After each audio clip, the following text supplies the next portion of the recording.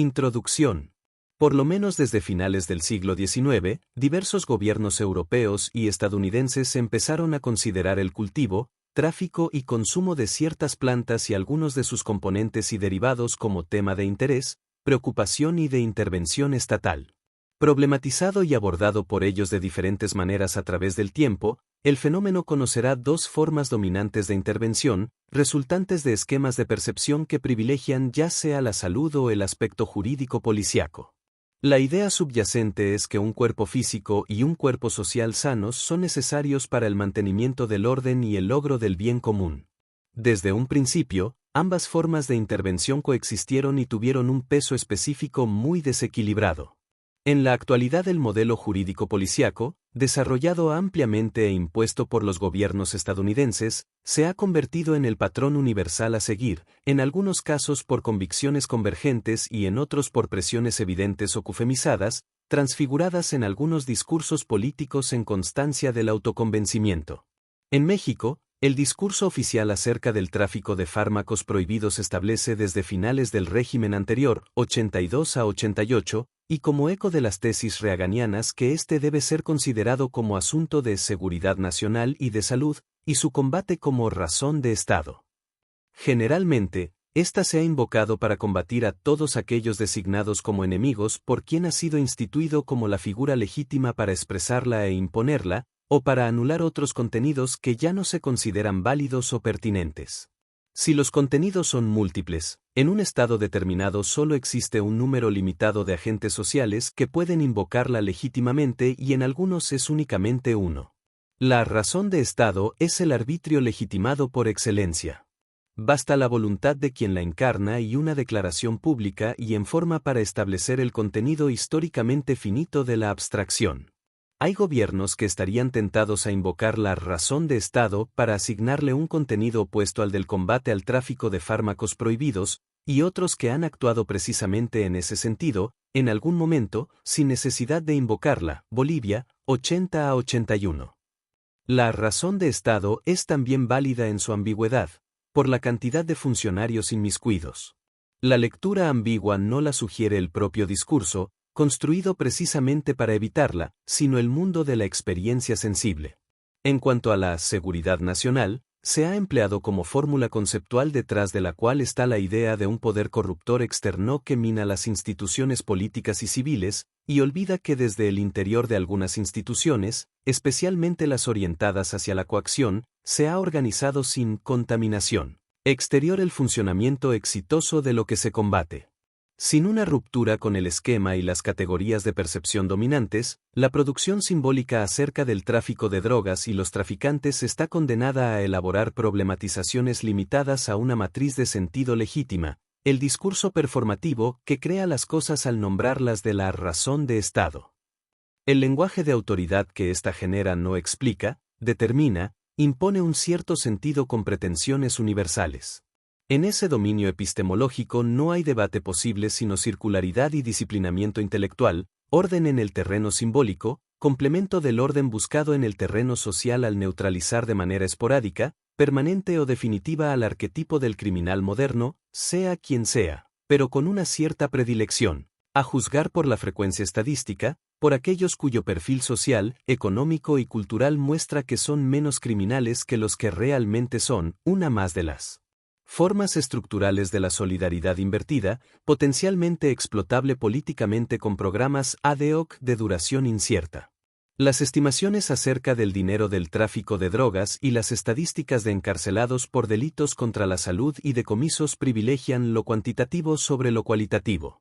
El dinero es el fin y las drogas el medio más rentable. Términos como camorra, pegre, mafia o yakuza, que designan originalmente y primordialmente un cierto tipo de grupo social, tienden a ser desplazados por el de cártel, palabra que designa una organización de tipo básicamente económico. Hay sin duda una exageración al atribuirle el nombre de cártel a todo grupo organizado o no dedicado al tráfico de drogas. A menos que las autoridades cuenten con pruebas, desconocidas por el público, que les permitan designarlos de esa manera. En realidad, se basan en especulaciones, intuiciones, hipótesis y deducciones a partir de elementos fragmentarios y raros, La palabra de algún informante al que se le ha prometido protección oficial o la reducción de la condena, una hoja suelta que mostraría una supuesta estructura organizativa, o la constatación temporal de que los diferentes grupos conocidos no se eliminan entre sí. La transformación del lenguaje apunta a la creación de un campo semántico con vocación universalista, cuyos principales significantes son extraídos de la economía y del derecho, cártel y narco.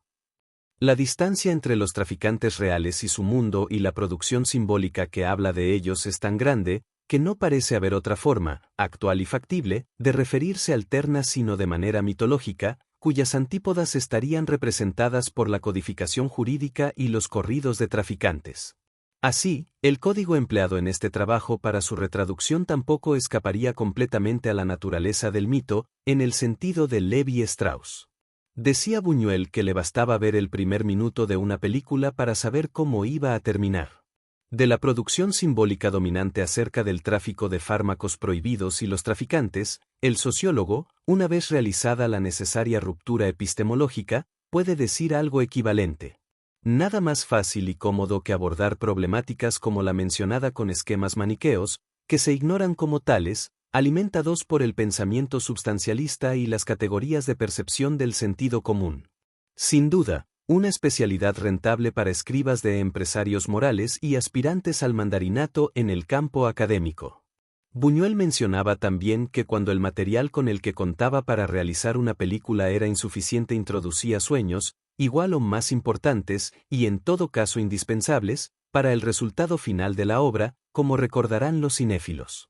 Esto hace pensar en la situación que se le presenta al sociólogo cuando analiza el tema del tráfico de fármacos prohibidos y los traficantes, observa la producción simbólica pertinente para el objetivo trazado, sintetiza lo consultado, ve los límites de lo acumulado y recurre a los corridos.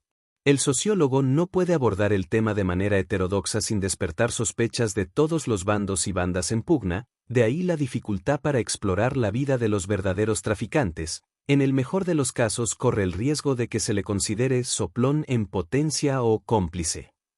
Así las cosas, el material con el que trabaja consiste generalmente, por no decir totalmente, en imágenes mediatizadas, arquetipos construidos socialmente. Entre estas hay una que todavía es accesible, a diferencia de las demás, se encuentra más cercana al mundo de los traficantes, los corridos que se anuncian como de mafia o contrabando.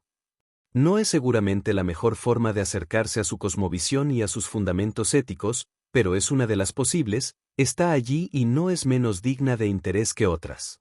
Además, permite ilustrar de manera mínima, con el apoyo de las experiencias vividas durante muchos años en Sinaloa, entrevistas exploratorias más ilustrativas de percepciones individuales sobre el tema global en un momento determinado, pero no infrecuentes en los mismos medios sociales de origen y pláticas informales. Un enfoque relacional que evita caer en la única alternativa que dejan los puntos de vista oficiales, dentro y fuera del Estado, y no pocos de los corridos de traficantes, la condena o la apología.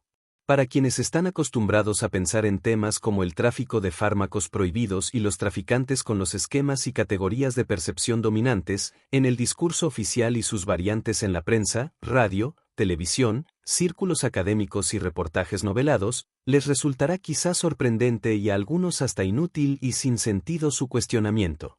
Lo más difícil en sociología es enfrentarse a las certezas del sentido común, sobre todo en un terreno donde un fenómeno social sumamente complejo es reducido a una simple lucha de buenos contra malos.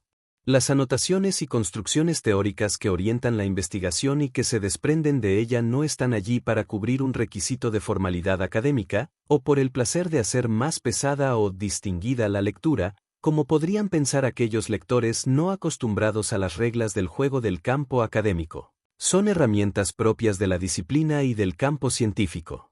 Cuando se trata de ciencias sociales y particularmente de la sociología, no se duda en pedirle al autor una adaptación de su lenguaje al de un mítico lector medio. En otras palabras, se le pide que abandone precisamente aquellos elementos de su trabajo que marcan la diferencia entre la ciencia y la opinión o el ensayismo, se le pide que olvide el producto del esfuerzo científico por romper con el sentido común. En el fondo, se le pide que haga literatura o periodismo, o de preferencia una combinación de ambos, pero no sociología. Se ignora la lógica propia, la particularidad, las diferencias esenciales entre cada uno de esos campos de la producción simbólica.